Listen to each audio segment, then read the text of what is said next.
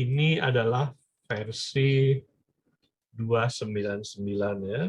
Minggu ke-6 ini hingga tanggal 25 April. Minggu berikutnya adalah tanggal 26 April itu hari Senin. Saya perhatikan minggu ini temanya adalah proses. Concurrency. Ya. Yang namanya concurrency itu adalah beberapa peristiwa terjadi bersamaan, kita tidak mempermasalahkan mana yang dulu, mana yang belakangan.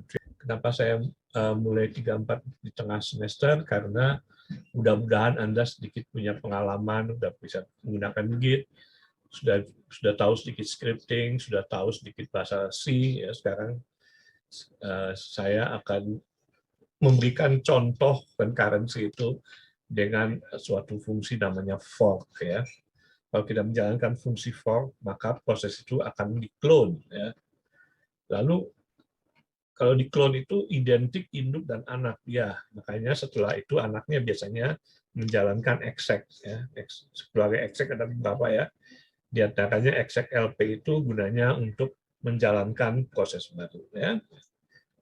Kalau di teori itu bahwa kita punya segmen-segmen proses dalam memori itu, paling atas itu teks, data, heap, dan stack ya.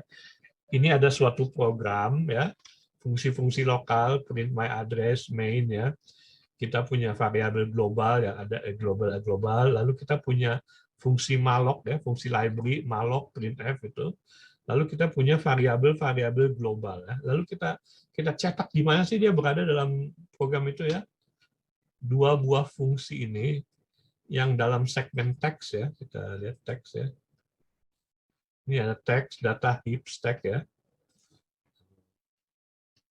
Ternyata itu fungsinya itu kalau lihat alamat-alamatnya itu paling atas ya. Setelah itu kita punya segmen data isinya variabel global ya.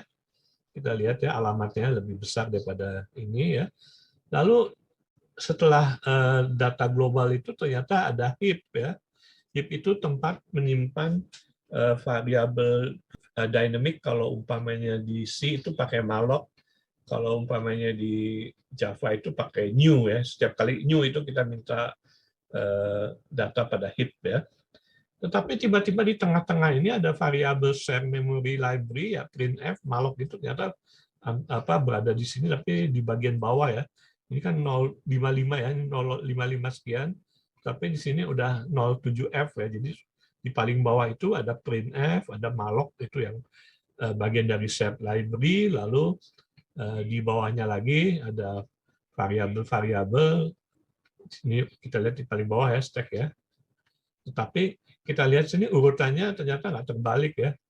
Jadi sini kita lihat kecuali local array ya, kita lihat posisinya global pointer itu karakter 1, karakter 2. Kalau kita lihat ini posisinya di sebelah sini ya. Oke. Nah ini adalah status ya. Status itu kita bisa bikin berbagai macam status ya. Mungkin paling sederhana adalah saya statusnya ada di rumah atau tidak ada di rumah. Jadi cuma 2 status sudah cukup ya. Untuk proses, dia menggunakan CPU atau tidak menggunakan CPU itu sudah cukup. Jadi statusnya ada 2 ya. Umpamanya dia menggunakan CPU, kita sebut CPU burst. Kalau tidak menggunakan CPU, non-CPU burst, atau kalau di C++ disebut dengan I/O burst. Jadi running itu adalah menggunakan CPU. Bagaimana kalau dia tidak menggunakan CPU? Ya, ada 2 kemungkinan.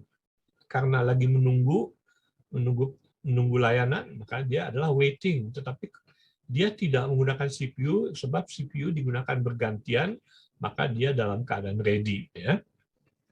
Zaman sekarang biasanya CPU itu sudah sangat cepat. Zaman dahulu CPU itu relatif lambat.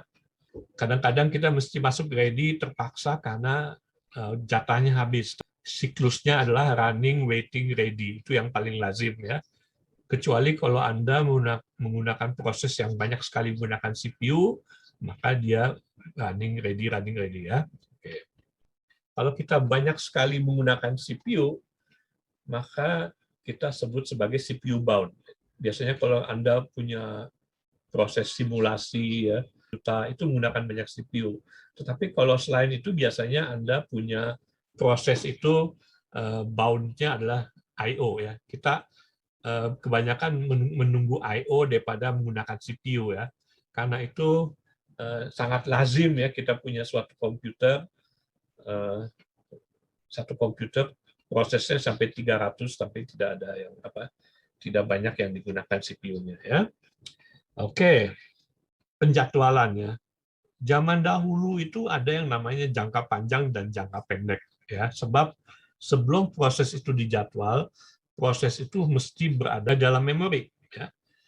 Tetapi zaman sekarang semuanya sudah menggunakan virtual memory, jadi walaupun dia tidak berada dalam memori fisik, tetapi dia sudah memiliki memori virtual ya.